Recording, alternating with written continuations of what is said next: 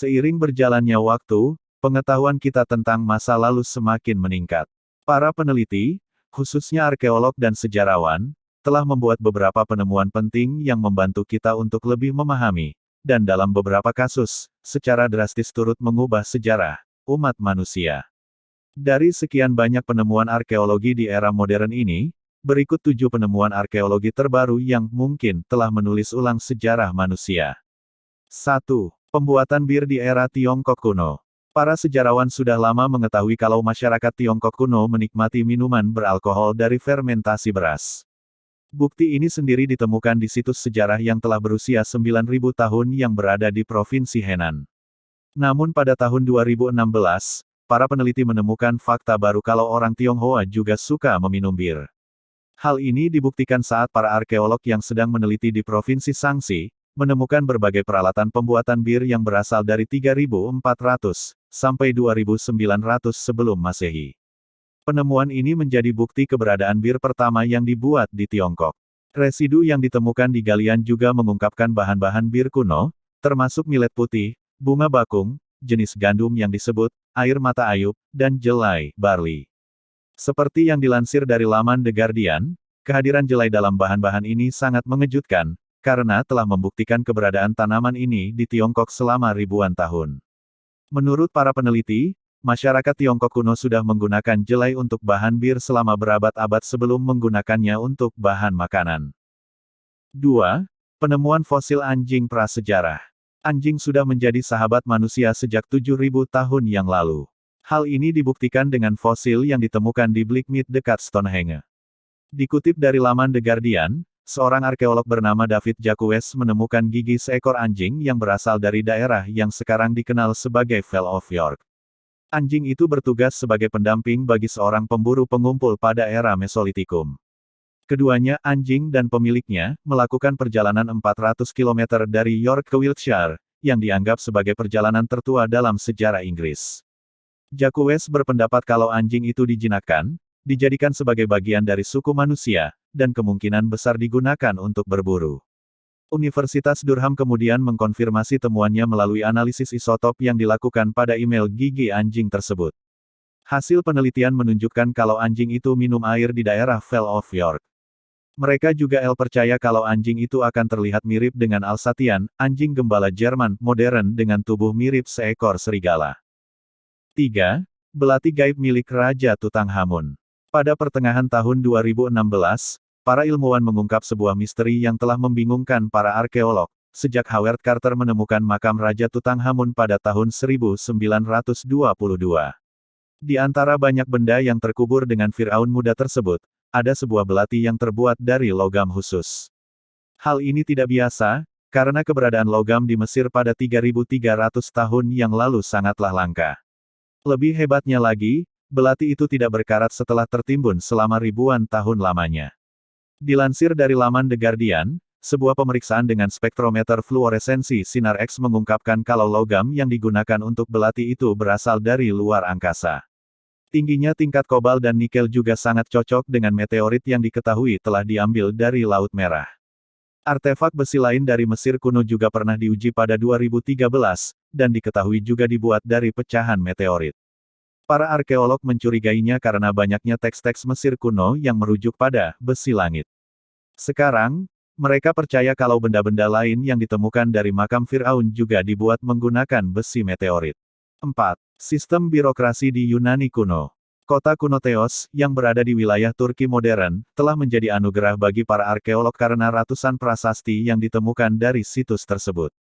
Mengutip dari laman archaeology.org, salah satu prasasti yang sangat utuh menampilkan 58 saluran yang dapat dibaca, yang mewakili perjanjian sewa di Yunani kuno yang berusia 2.200 tahun. Penemuan ini menunjukkan kepada kita kalau birokrasi sudah menjadi bagian dari masyarakat Yunani kuno seperti sekarang ini. Dokumen tersebut menggambarkan sekelompok siswa gimnasium yang mewarisi sebidang tanah lengkap dengan bangunan, altar, dan budak dan kemudian menyewanya di pelelangan. Dokumen resmi juga menyebutkan penjamin, dalam hal ini, penyewa, dan saksi dari pemerintah kota. Dalam dokumen tersebut, disebutkan kalau sang pemilik tanah memiliki hak istimewa untuk menggunakan tanah 3 hari setahun, serta inspeksi tahunan untuk memastikan kalau penyewa tidak merusak properti. Bahkan, setengah dari perjanjian berurusan dengan berbagai hukuman untuk kerusakan atau ketelatan dalam membayar sewa. 5.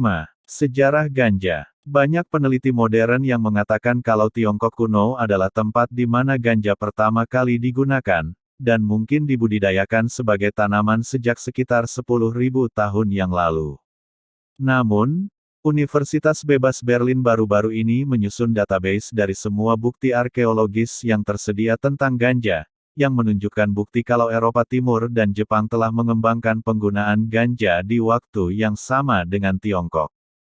Selain itu, penggunaan ganja di seluruh wilayah Asia Barat tetap konsisten, selama beberapa kurun waktu, sementara penggunaannya di Tiongkok sempat menurun sampai zaman perunggu. Dilansir dari laman New Scientist, para ahli berspekulasi kalau ganja telah menjadi komoditas yang dapat diperdagangkan pada waktu itu, dan sudah menyebar ke seluruh Asia menggunakan jaringan perdagangan yang mirip dengan jalur sutra. Hipotesis ini didukung oleh tanaman lain seperti gandum yang juga telah tersedia pada waktu yang bersamaan. Para sejarawan bahkan mengidentifikasi budaya nomaden Yamnaya sebagai pedagang obat bius kuno yang mungkin, menurut penelitian, telah menempuh rute ini pada waktu itu. 6. Orang right-handed pertama di dunia. Sebuah studi baru dalam Journal of Human Evolution, memberikan bukti contoh pertama seorang right-handed, seseorang yang dominan kanan dari suku hominin, bukan Homo sapiens. Paleoantropolog David Fryer telah menemukan bukti fenomena ini dalam diri Homo habilis sejak 1,8 juta tahun yang lalu. Studi ini melihat fosil gigi dari Homo habilis dan menemukan goresan yang mengindikasikan penggunaan alat untuk tangan kanan. Setelahnya, Fryer dan timnya mencoba menciptakan reka ulang perilaku para hominin ini. Diketahui kalau subjek akan memegang daging dengan mulut dan tangan kirinya, lalu menggunakan tangan kanannya untuk merobek daging menggunakan alat batu. Meskipun tidak semua orang setuju dengan metode Fryer, yang lebih penting di sini adalah keberadaan seseorang yang dominan kanan di Homo habilis. Sifat ini sendiri, dominan kanan atau kiri, masih kurang dipahami oleh manusia modern, dan tampaknya masalah ini jauh lebih tua dari yang kita duga sebelumnya. Studi lebih lanjut mungkin dapat membantu menjelaskan fenomena ini, dan memberikan wawasan baru tentang evolusi otak manusia, yang membuat kita menjadi seorang yang dominan kanan-kinan atau kiri-kidal. 7. Leluhur baru umat manusia. Penemuan baru yang ditemukan di Pulau Sulawesi, Indonesia, menunjukkan kalau wilayah ini mungkin pernah dihuni oleh jenis hominin yang belum diklarifikasi. Di sana, para arkeolog menemukan ratusan alat batu yang sudah berusia setidaknya 118.000 tahun.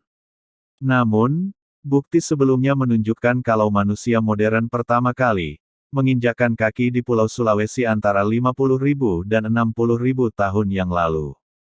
Keberadaan spesies baru hominin ini pun sangat masuk akal, karena Pulau Sulawesi terletak tidak jauh dari Pulau Flores.